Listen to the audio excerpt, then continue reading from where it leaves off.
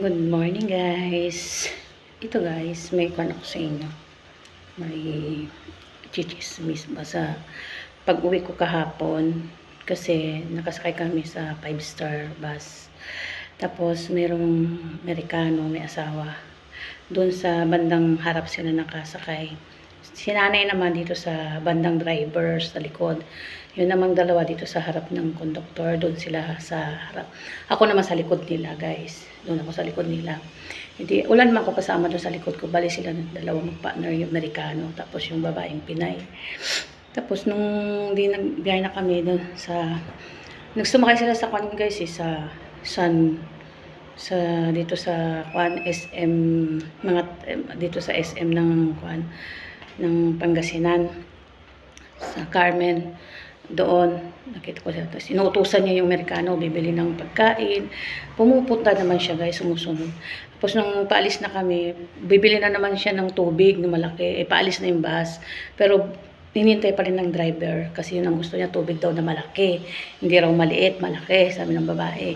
Hindi, binila na naman ng Amerikano, bumaba na naman yung Amerikano guys, hindi bumaba, bumili, binigay. Hindi, nagbiyahe na kami papuntang Maynila. Hindi pa yata kami nakapunta, hindi pa kami nakalay, mga kwan pa lang siguro. By Tarlac pa lang, ganun, pa Tarlac pa lang, ganun guys ba. Kwan na, yung maya-maya, sinasaktan na yung Amerikano, sinasaktan ng Pinay, babae. Ako naman, pinapabayaan ko naman kasi ako nagsiselfone ako ng music kasi may nagaw sa music guys eh. Kikinig ako ng music. Pero nakikita ko siya na ginaganon Amerikano, tapos tanggalin niya salamin, pinasapot niya. Tapos may binabanggit siya guys, ganun. Pero hindi ko natin banggitin guys kasi nakakahiya naman. Kumbaga, kahit English yun, naiintindihan ko. Pero baka bad yun, kaya hindi ko Pero si nanay naiintindihan niya dito sa kabila. Di si nanay, hindi siguro nakatiis si nanay, sinasaktan yung Amerikano, di sinaway niya yung babae. Pagsaway ng babae, yung bata-bata pa yung babae, mga siguro mga 18 years old, 19 years old, 20, ganun. Nagalit, marites daw si nanay, nakikialam daw sa kanilang partner, ganon. Hindi naman siya nakikialam si nanay, kundi pinagsasabihan lang guys, yung babae na wag saktan yung Amerikano kasi siyempre public yung nakikita namin.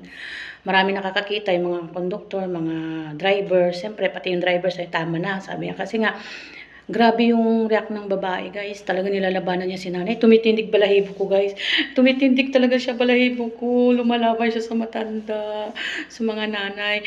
Kaya ako hindi na lang kumimik guys. Kasi pag ako'y sinagot, baka ako'y makasipa doon guys, pababae. Ang taba ko pa naman guys. Isang sipa ko lang sa kanya, di talsik siya. Kaya pinabayaan ko na lang si nanay ang nagsalita. Nag-English sila. Si nanay, nakaasawa din naman daw ng Amerikano, hindi naman daw ganon. Yun, kumbaga nire-respeto niya yung mga dayo. Siya, hindi talaga guys, nakakahiya talaga. Pasalamat nga siya, nagustuhan siya ng puti, di ba? Nakaasawa siya ng puti. Ako nga, hindi nga ako makaasawa kasi siyempre may asawa pa ako guys. Hindi ka naman pwede mag-asawa. Ano yun? Yung marami kang asawa, pangit naman yun. Siyempre, may asawa ka sa Pilipinas, hindi ka naman pwede mag-asawa ng iba. Dapat, siyempre, kuhan mo na yun eh. Kasi guys, kumbaga kahit walang pera yung Amerikano, kung ginusto mo yun, wala ka nang magagawa guys. Kasi dapat tanggapin mo. Mapera man o hindi, kung ano yung binigay sa'yo, dapat kuhain mo. Yung makontento ka kung anong meron ka. Tulad sa akin. Kaya nga sabi ko sa asawa ko, kung ibang babae, nilayasan na siya. Pero ako, hindi. Kasi siyempre, kung ano yung meron sa amin, makontento ako. Kaya sana yung babae, sana magbago ka. Kung mapanood mo itong video ko, sana wag mo na saktan kasi mabait naman yung Amerikano. Sa mata pa lang at sa kuwan pa lang kasi makuan mo na siya na mabait. Kaya sabi ni nanay, palitan na lang, maghanap na lang daw siya ng ibang girl, yung Amerikano. Hindi ako umimik, baka sabi ako ang napili, di sasama sa akin, hindi pwede.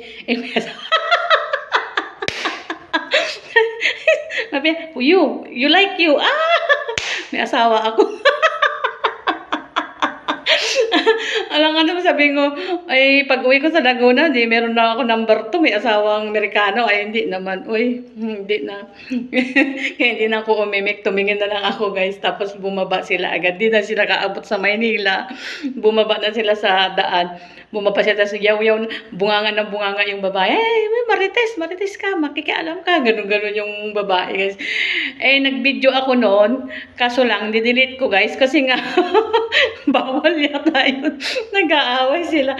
Kaya hindi ko na-upload yun guys, didelete ko yun, kasi nga, may record yun eh. Kasi na-record po guys. Tapos na yun ko lang po nasabi na yung umaga. Yung nga, sinasaktan niya yun. Sana ate, wag mo nang saktan. Kasi wala naman ginagawa talaga sa kanya. Kung utusan niya, talaga sumusunod yung Amerikano. Sabi niya, bababa ka o tatapon ko yung cellphone. Eh siyempre, pinili yung Amerikano, bababa. Eh sayang yung cellphone, ang mahal. Ako nga, di makabili-bili ng cellphone eh. Tapos tatapon lang niya.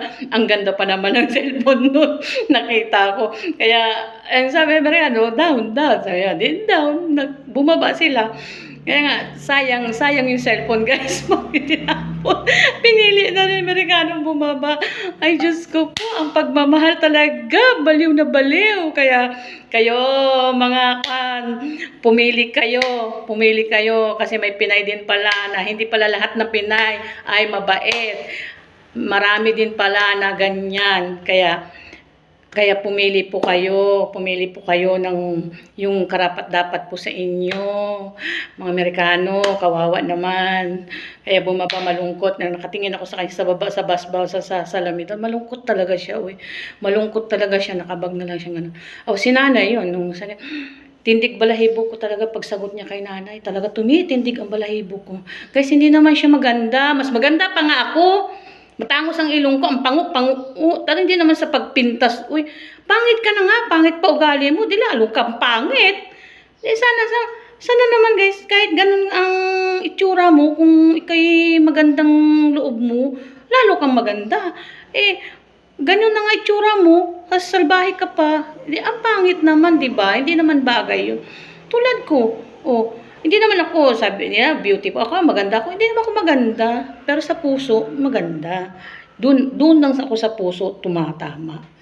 Yun ang tumatama sa akin. Kaya pagbiyahe ko, sana wala nang ganun. Kakaawa talaga guys. Yun lang po ang ma-share ko nung nagbiyahe ako kahapon guys. Talaga, nanay, good luck. At ang bait-bait ni nanay. Talaga mabait siya kasi may asawa din siya Amerikano, puti. Mabait din daw kahit anong hirap ng buhay, mabait din daw siya. Hindi daw mabait daw yung asawa niya, guys. Kaya yun. Hanggang Cubao po siya bumaba. Nakwentuhan namin, guys. Hello nanay, love you. Tapos sa driver ng bus sa 5-star, thank you. Mabait po sila. Tama na. Tuminto naman sila. Uminto na rin yung babae. Tapos bumaba na, hindi nakatiis. Yun. Kaya ako, nanood lang ako. Kaya parang kung sa isip ko, hindi ko malimutan. Kaya guys, thank you. Be happy, Marimar. Doon ako sa kabila guys. Tapos na dito. Thank you. Love you. Love you asawa. Love you anak. I love you.